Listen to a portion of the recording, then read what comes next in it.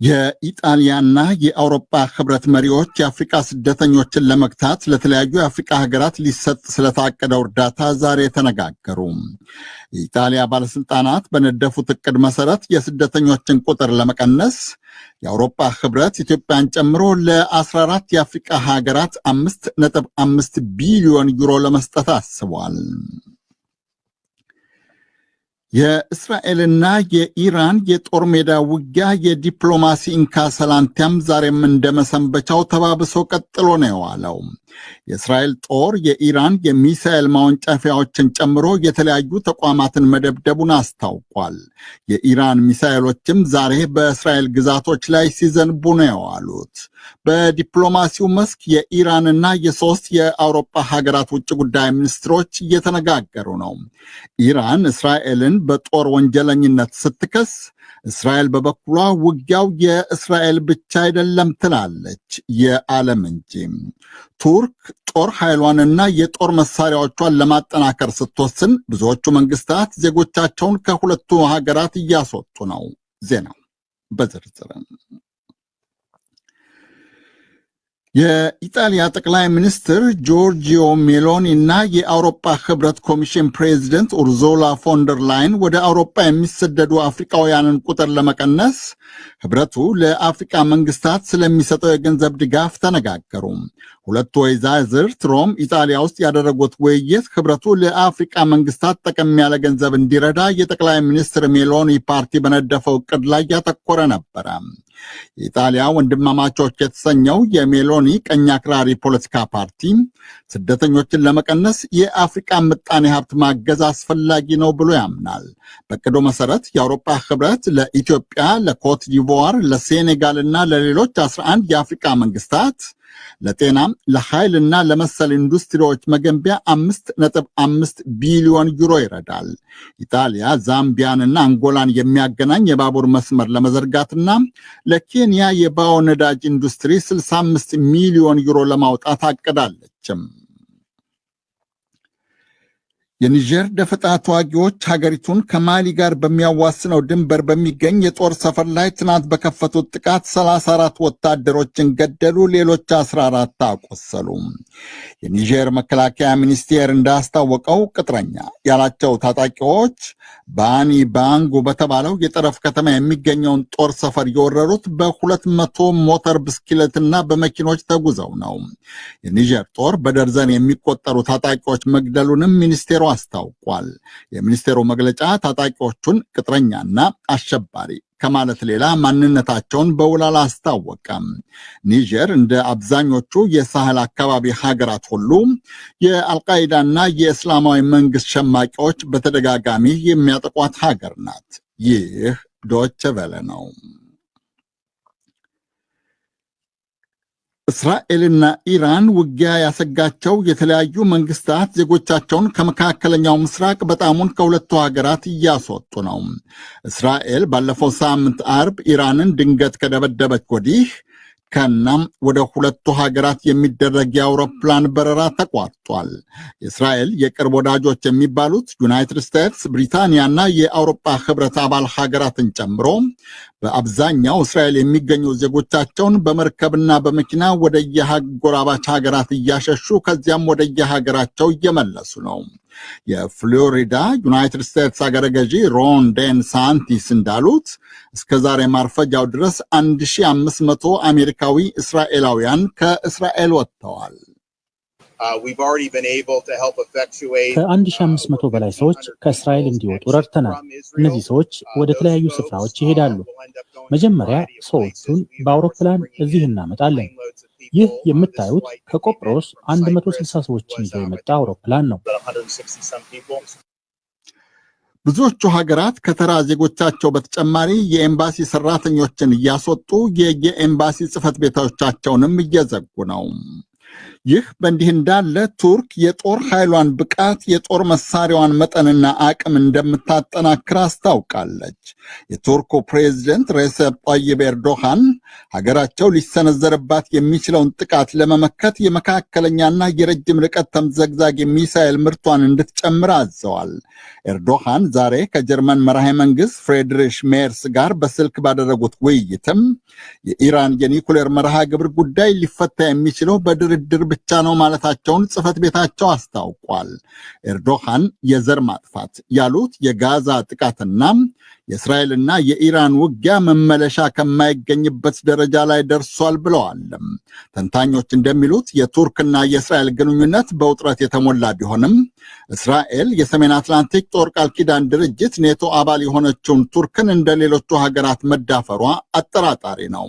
ይሁንና እስራኤል ኢራንን ካለፈው አርብ መደብደቧ በአካባቢው የሌላ ጦርነት ስጋትን፣ የጦር መሳሪያ ምርትና ግዢ እሽቅድምድምን ማባባሱንም ተንታኞች ይናገራሉ። እስራኤልና ኢራን የገጠሙት ውጊያ ዛሬም እንደቀጠለ ነው። እስራኤል ዛሬም እንደመሰንበቻው በተለያዩ የኢራን ግዛቶች የሚገኙ ሕንፃዎችንና ተቋማትን ደብድባለች። የእስራኤል ጦር አዛዦች እንዳሉት ጦራቸው የኢራን የሚሳኤል ማወንጨፊያዎችንም ጭምር ደብድቧል። ኢራን በበኩሏ ዛሬ ሁለት ባወነጨፈቻቸው ሚሳኤሎች ሁለት የእስራኤላውያን ዜጎችን ጨምሮ በርካታ ሰዎችን አቁስላለች ተብሏል። ሁለቱ ሀገራት በገጠሙት ውጊያ እስከ ዛሬ ከቀትር በኋላ ድረስ 224 ኢራናውያንና 25 እስራኤላውያን ተገለዋል። በተለያዩ የአረብ ሀገራት የሚገኘው ሕዝብ ደግሞ ዛሬ እስራኤልን በአደባባይ ሰልፍ ተቃውሟል።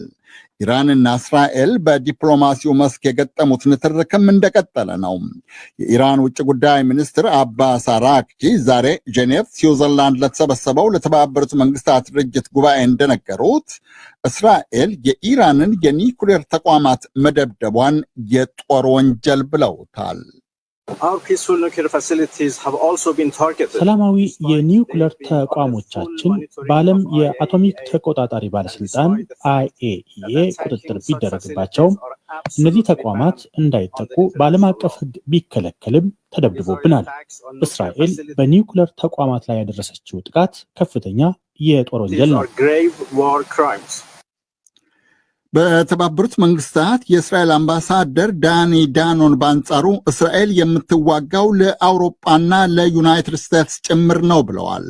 አምባሳደር ዳኖን እንደሚሉት የኢራን ሚሳኤሎች አውሮፓ ይደርሳሉ፣ በአጭር ጊዜ ውስጥም አሜሪካ ይደርሳሉ ብለዋል። መሳሳት የለብንም። ይህ የእስራኤል ውጊያ ብቻ አይደለም። ውጊያው በመላው ዓለም የሚገኝ የሁሉም ነው። የኢራን ሚሳኤሎች ከፊል አውሮፓ ግዛት መድረስ ይችላሉ። በአጭር ጊዜ ውስጥም የአሜሪካ ምስራቃዊ ጠረፍ ይደርሳሉ። የኢራን ውጭ ጉዳይ ሚኒስትር ጄኔቭ ውስጥ ከጀርመን ከፈረንሳይና ከብሪታንያ ውጭ ጉዳይ ሚኒስትሮች ጋር መነጋገር ጀምረዋል። ዛሬ ሶስቱ የአውሮፓ መንግስታት እንደሚሉት ውይይቱ ኢራን የኒኩሌር መርሃ ግብሯን እንድታቆም በውጤቱም የእስራኤልና የኢራን ውጊያ እንዲቆም ለማግባባት ያለመ ነው። ንግግሩ ከእስራኤል ጎን ሆነው ኢራንን ለመደብደብ የሚዝቱትን የዩናይትድ ስቴትስን ባለስልጣናት ፉከራ ማቀዝቀዝ አለማቀዝቀዙ ግን እስካሁን በይፋ አይታወቅም። እስራኤል የጋዛ ፍልስጤማውያንን መግደሏንም ዛሬም እንደቀጠለችበት ነው። የጋዛ ባለስልጣናት እንዳሉት የእስራኤል ጦር እርዳታ እህል ለማግኘት በተሰበሰቡ ፍልስጤማውያን ላይ ዛሬ በከፈተው ተኩስ በትንሹ 44 ሰላማዊ ሰዎችን ገሏል። ሮይተርስ ዜና አገልግሎት እንደዘገበው ከሟቾቹ 25ቱ የተገደሉት ኔት ዛሪም በተባለው የማዕከላዊ ጋዛ ከተማ ነው። የእስራኤል ጦር ደቡባዊ ሊባኖስ ውስጥ በከፈተው ጥቃትም ቢያንስ አንድ ሰው መግደሉ ተዘግቧል። በመጨረሻም የጀርመን ዓለም አቀፍ ማሰራጫ ጣቢያ ዶች ቬሌ የአስተዳደር ዘርፍ የበላይ ኃላፊ የነበሩት ባርባራ ሜሲንግ የጣቢያው ዋና ስራ አስኪያጅ ሆነው ተሾሙ። ወይዘሮ ሜሲንግ እንደ ግሪጎሪያኑ አቆጣጠር በ2006 ዶች ቬሌን ከመቀየጣቸው በፊት ARD በሚል ምህጻረ ቃል በሚጠራው ግዙፉ የጀርመን ጣቢያ ጨምሮ በተለያዩ ድርጅቶች በአዘጋጅነት በሕግ አማካሪና ጠበቃነት ሲያገለግሉ ነበረ። በ2006 የዶይቼ ቬለ ዋና ስራ አስኪያጅ አማካሪ ሆነው ከተቀጠሩ በኋላ ደግሞ የስልታዊ ዕቅድ ክፍል ኃላፊ፣ ከጥቅምት 2014 ጀምሮ የጣቢያው የአስተዳደር ዘርፍ ኃላፊ ሆነው አገልግለዋል። በ1971 አሁንም እንደ ግሪጎሪያኑ አቆጣጠር ነው የተወለዱት ሜሲንግ ሃምቡርግና በርሊን በሚገኙ ዩኒቨርሲቲዎች ሕግና ታሪክ አጥንተዋል። ከመደበኛ ስራቸው በተጨማሪ የአውሮፓ ኮሚሽንን ጨምሮ ለተለያዩ ተቋማት የመገናኛ ዘዴዎችና የሕግ ጉዳይ አማካሪም ናቸው። የዶይቼ ቬለ ስርጭት ምክር ቤት እንዳስታወቀው ሜሲንግ ከጥቅምት 2013 ጀምሮ ዶይቼ ቬለን የሚመሩትን ፔተር ሊምቡርግን ተክተው ከጥቅምት 1 2025 ጀምሮ ግዙፉን ዓለም አቀፍ የጀርመን ጣቢያ ኢጣሊያና የአውሮፓ ህብረት መሪዎች የአፍሪካ ስደተኞችን ለመግታት ለተለያዩ የአፍሪካ ሀገራት ሊሰጥ ስለታቀደው እርዳታ ዛሬ ተነጋገሩ። የኢጣሊያ ባለስልጣናት በነደፉት እቅድ መሰረት የስደተኞችን ቁጥር ለመቀነስ የአውሮፓ ህብረት ኢትዮጵያን ጨምሮ ለ14 የአፍሪካ ሀገራት 5.5 ቢሊዮን ዩሮ ይሰጣል። የእስራኤልና የኢራን የጦር ሜዳ ውጊያ የዲፕሎማሲ እንካሰላንቲያም ዛሬም እንደመሰንበቻው ቀጥሎ ነው የዋለው። የእስራኤል ጦር የኢራን የሚሳኤል ማወንጨፊያዎችን ጨምሮ የተለያዩ ተቋማትን መደብደቡን አስታውቋል። የኢራን ሚሳኤሎችም ዛሬም በእስራኤል ግዛቶች ላይ ሲዘንቡ ነው የዋሉት። በዲፕሎማሲው መስክ የኢራንና የሶስቱ የአውሮፓ ሀገራት ውጭ ጉዳይ ሚኒስትሮች እየተነጋገሩ ነው። ኢራን እስራኤልን በጦር ወንጀለኝነት ስትከስ፣ እስራኤል በበኩሏ ውጊያው የእስራኤል ብቻ አይደለም ትላለች፣ የዓለም እንጂ። ቱርክ ጦር ኃይሏንና የጦር መሳሪያዎቿን ለማጠናከር ስትወስን፣ ብዙዎቹ መንግስታት ዜጎቻቸውን ከሁለቱ ሀገራት እያስወጡ ነው። የዜናው ሰራተኞች ከግብር ነፃ እንዲሆኑ ለመንግስት ምክረ ሀሳብ መቅረቡ እንዲሁም የቱለማ ገዳ የስልጣን ሽግግር ሂደት መጀመሩን የሚያስቃኙ ዘገባዎችን አካቷል። የዜና መጽሔት ቀዳሚው ወደ መቀሌ ይወስደናል። የኢትዮጵያ ጠቅላይ ሚኒስትር አብይ አህመድ በትግራይ ያሉ የጦርነት ተፈናቃዮችን ለመመለስ መንግስታቸው ዝግጁ መሆኑን ገለጹ። በጉዳዩ ላይ ከትግራይ ክልል ጊዜያዊ አስተዳደር ጋር ንግግር እየተደረገ መሆኑንም አንስተዋል። ይህ በእንዲህ እንዳለም ተቃውሞ ላይ ያሉት በትግራይ ያሉ በጦርነት የተፈናቀሉ ወገኖች 3ኛ ቀናቸውን ይዘዋል። ሁነቱን ተከትሎ ዛሬ በመቀለ ሁሉም የመንግስት መስሪያ ቤቶች ተዘግተዋል። የትግራይ ጊዜያዊ አስተዳደር የተቃዋሚዎቹን ጥያቄ እንደሚደግፍ አስታውቋል። በሌላ በኩል ቅድሚያ ለሰብአዊ መብቶች የተባለ የመብት ተሟጋች ድርጅት የተፈናቃዮች ጥያቄ በአፋጣኝ ምላሽ እንዲያገኝ የጠየቀ ሲሆን የፖለቲከኞች መጠቀሚያ መሆን የለበትም ብሏል። ከመቀለ ሚሊዮን ኃይለስላሴ ዝርዝሩ ልኮልናል። 3 ቀንና ሌሊት የዘለቀው በመቀለ ሮማናት አደባባይ እየተደረገ ያለው የተፈናቃዮች ሰልፍ ዛሬ በመዝጊያ ስነ ስርዓቱ ከተፈናቃዮች በተጨማሪ በርካታ የከተማዋ ነዋሪዎች፣ የመንግስት ሰራተኞች እንዲሁም ባለስልጣናት ታድመውበታል።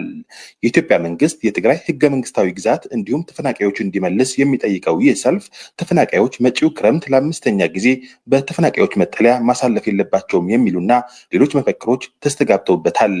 የትግራይ ጊዜያዊ አስተዳደር የተፈናቃዮች ጥያቄ እንደሚቀበል እንዲሁም እንደሚደግፍ የገለጸ ሲሆን በዛሬው ዕለትም ሁሉም የመንግስት መስሪያ ቤቶች ተዘግተው ውለዋል። የመንግስት ሰራተኞች በዚሁ የተፈናቃዮች ሰልፍ በመገኘት አጋርነታቸው አሳይተዋል። በዚሁ ሁነት ንግግር ያሰሙት የትግራይ ጊዜያዊ አስተዳደር ምክትል ፕሬዚዳንት አቶ አሞኔል አሰፋ ለዚህ ጥያቄ የኢትዮጵያ መንግስት አፋጣኝ ምላሽ ሊሰጥ ይገባል ብለዋል። በትግራይ ህዝብ ላይ ተጭኖ ያለ ግፍና መከራ ከመጠን አልፎ እየፈሰሰ ነው። በዚሁ ምክንያት ሁሉም ሰው ትዕግስቱ እያለቀ ነው። ስለዚህ የኢትዮጵያ መንግስት ይሁን ዓለም አቀፉ ማህበረሰብ የትግራይ ህዝብ ጩኸትን ጆሮ ሰጥተው ሊሰሙ፣ ለሰላም ዋጋ ሰጥተው እንዲሰሩ አሁንም ደግመን ደጋግመን ጥሪ እናቀርባለን። የትግራይ ህዝብ ካሳና ምስጋና እንጂ ግፍና መከራ የሚገባው ህዝብ አይደለም። ካሳን ሞሳን እንበር ግፍን መንከራን ዝግቦ ህዝብ ይኮናል። ይህ በእንዲህ እንዳለ በቅርቡ ከተቃዋሚ ፓርቲዎች ጋር ውይይት ያደረጉት የኢትዮጵያው ጠቅላይ ሚኒስትር አብይ አህመድ በዚሁ ውይይት የትግራይ ተፈናቃዮች ጉዳይ ያነሱ ሲሆን መንግስታቸው ተፈናቃዮች ለመመለስ ዝግጁ መሆኑ እንዲሁም በዚሁ ጉዳይ ከትግራይ ጊዜያዊ አስተዳደር ጋር ንግግር እያደረገ ስለመሆኑ ጠቁመዋል። የተፈናቀሉ ሰዎች መመለስን በሚመለከት 100% ዝግጁ ነን። እኛ 100% ነበር ነን። ራያ እኮ መልሰናል። ራያ ተመልሰዋል የተፈናቀሉ ሰዎች። ወልቃይትም እንደዛ አይነት ፍላጎት ነው ያለን። ጊዜያዊ መንግስቱ ጋር የተነጋገርነው በእኛ በኩል እነዚያ ዜጎች ለፖለቲካ ፍጆታ መጠቀሚያ ሳይሆኑ ቦታቸው ቢመለሱ ከማንም በላይ ኢትዮጵያ ታተርፋለች። ኢትዮጵያ መንግስትና ህወሓት በዚህ የተፈናቃዮች ጉዳይ የሚወዛገቡ ሲሆን ህወሓት በጦርነት ወቅት በኃይል የተወሰደው የትግራይ ህገ መንግስታዊ ግዛት እንዲመለስ እንዲሁም ተፈናቃዮች ወደ ቀያቸው እንዲሰፍሩ የሚል ሲሆን የኢትዮጵያ መንግስት በበኩሉ የትግራይ ህገ መንግስታዊ ግዛት አከራካሪ አካባቢዎች ብሎ ይጠራቸዋል። ተፈናቃዮች ለመመለስ ግን ዝግጁ መሆኑ ሲገልጽ ቆይቷል። ይህ በእንዲህ እንዳለ በዚሁ ጉዳይ ዙሪያ መግለጫ ያሰራጨው ቅድሚያ ለሰብአዊ መብቶች የተባለ የመብት ማውጋች ድርጅት የተፈናቃዮች ጥያቄ ንጹህና የመኖርና አለመኖር ጥያቄ ነው ያለ ሲሆን ሁሉም አካላት ተፈናቃዮች እንዲመለሱ ጫና እንዲፈጥሩ፣ ፖለቲከኞች ግን ይህ የተፈናቃዮች ጥያቄ ለጥቅማቸው ከመዋል እንዲቆጠቡ ጥሪ አቅርበዋል። ዛሬ በመቀለ በነበረው ሁነት ንግግር ያሰሙት የትግራይ ጊዜያዊ አስተዳደር ምክትል ፕሬዝዳንት አቶ አማኑኤል አሰፋ የትግራይ ብሔራዊ ጥቅሞች በሰላማዊ መንገድ ለማረጋገጥ ሁሉም አይነት ጥረት እናደርጋለን ስንል በሰላማዊ መንገድ ካልተፈታ የትግራይ ክብርና ሉዓላዊነት ተደፍሮና ተወሮ ይቀራል ማለት አይደለም ሲሉ ገልጸዋል። ትናንት ማታ በመንግስታዊ ቴሌቪዥን ጣቢያዎች የተሰራጨው የኢትዮጵያው ጠቅላይ ሚኒስትር አብይ አህመድ ከተቃዋሚዎች ጋር ያደረጉት ውይይት ጠቅላይ ሚኒስትሩ በትግራይ የህገ መንግስት ጥሰት ቢኖርም ውጊያ ብናስቀር ብለን እያለፍን ነው ብለው የገለጹ ሲሆን ይሁንና መንግስታቸው ከቀድሞ በበለጠ የመከላከያ ኃይል ገንብቶ እንዳለ ሲናገሩ ተደምጠዋል። ለዲደብሊው ዘገባ ሚሊዮን ኃይለ ሥላሴ መቀለ። በወር ከ64 የአሜሪካ ዶላር ወይም ከ8324 ብር በታች የሚከፈላቸው ሰራተኞች ከግብር ነፃ እንዲሆኑ ለገንዘብ ሚኒስቴር ሀሳብ ማቅረቡን የኢትዮጵያ ሰራተኞች ማህበራት ኮንፌዴሬሽን ገለጸ። አሁን በስራ ላይ ባለው የፌዴራል ገቢ ግብር አዋጅ መሰረት ከ7,800 እስከ 10,900 ብር ወርሃዊ ክፍያ የሚያገኙ ሰራተኞች ከገቢያቸው 30% ለመንግስት ግብር ይከፍላሉ።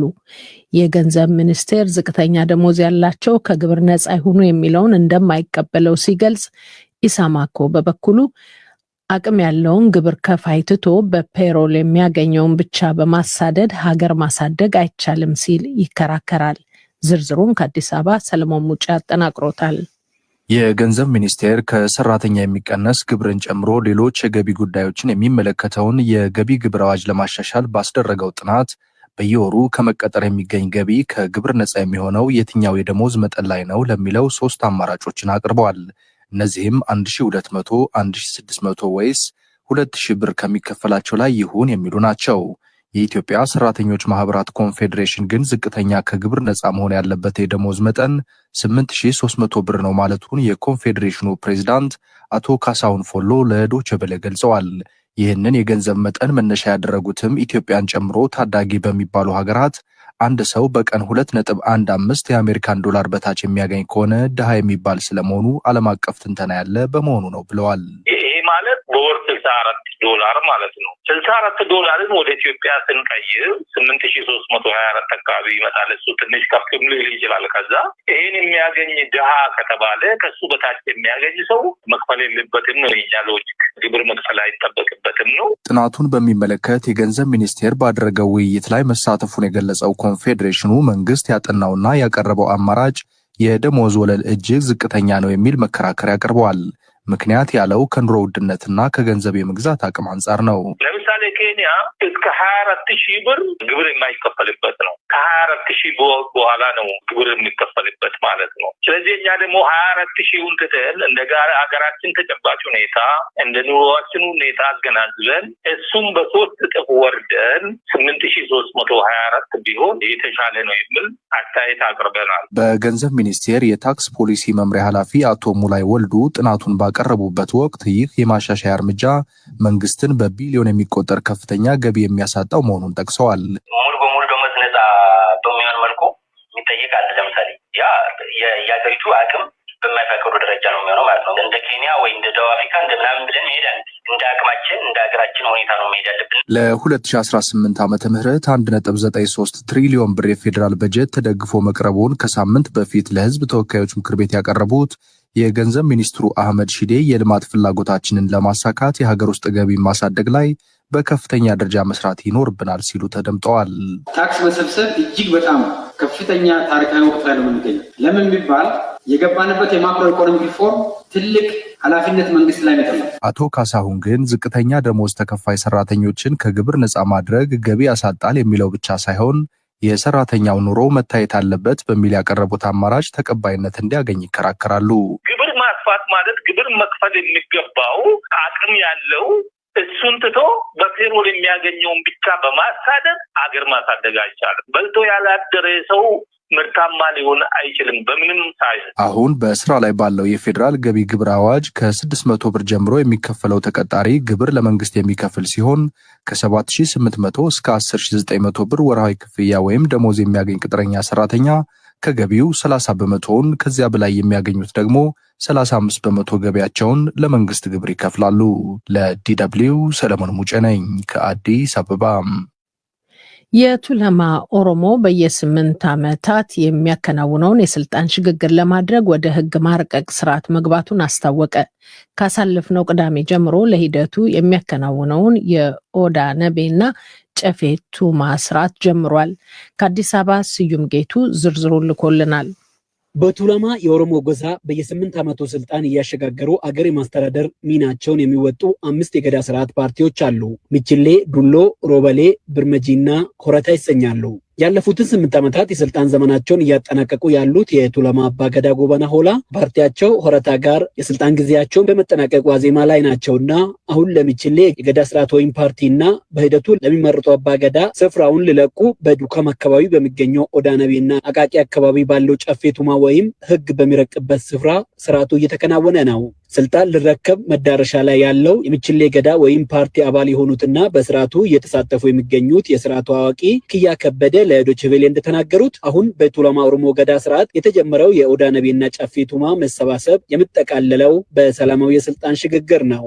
ዋናው ስልጣን መሸጋገር ነው፣ መከባበር ነው። እንግዲህ ባሊ ወይም አለንጌ ነው የሚባለው ኦሮምኛ ነው። አሁን አልሲሳ ወይም ሆረታ የሚባለው ገዳ ለምችሌ ወይም ለሙገና አለንጋውን ለመስጠት ዝግጁ ነው። ሰሞኑን ያው ከኦዳ ነቤ ጀምሮ ትናንትና ጨፌ ደንጉራ ደረስነው። ከዛ ማታ እዚህ ጨፌ ቱማ ገብተን አደር ነው። ያቃቂ እዛ ላይ ያለ ነው። ህጎችን ነው አሁን የሚያስተምሩ እዚህ ማለት ነው። የኦዳ ነቤው መሰባሰብ ዋና ዓላማ የተጣሉትን ማስታረቅና ችግሮችን በንግግር መፍታት ነው የሚሉት ክያ በቱለማ ልጆች መካከል ስልጣኑን ለማስተላለፍ አሁን እየተከናወነ ያለው ህግን የማርቀቅና የማሻሻል ስራው ግን ረዘም ያለ ጊዜ ሊወስድ እንደሚችል ጠቁመዋል። አሁን ስልጣኑ የሚያሳልፈው ያው ቱለማ ዘሩ ነው፣ የቱለማ ልጆች ነው ማለት ነው። ቱለማ ልጆች 3 ናቸው። ዳቂ ወጥቶና ዲሌ ናቸው፣ 3 ናቸው። ይሄም ነገር አሁን ጉንቦና የሚያስተዳድርበትን ስርዓት ችል ይቀይራል። ያው የነበረ አይነካም። የትኞቹ ህጎች ናቸው የማይነኩ? አረማአት ናቸው 390 አንቀጽ ነው ያለው። ይሄን ሁሉ